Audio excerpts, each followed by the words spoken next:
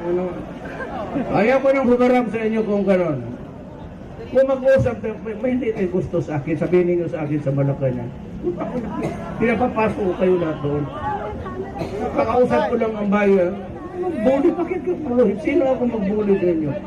Dadali ninyo akong patayin. Sino may granada dyan? Sige, paputokin mo na dito. Sige. Diyan sa gitna. Para dyan ng banda ang mamatay. Makinig muna kayo. Kung ayaw ninyo makinig sa akin, kasi tingin ninyo diskumpiyado kayo, huwag kayo basta-bastang magmadali. Magtanong kayo sa mga representante ninyo dyan kasi nandyan yung Silalip. Nandyan si Masa, nandyan si Tigualo, nandyan si Mariano, nandyan si Briones. Puro left yan. Ano pa bang tanungin muna ninyo kung anong ginagawa mo? Hindi na kayo basta inaapura ninyo ako eh.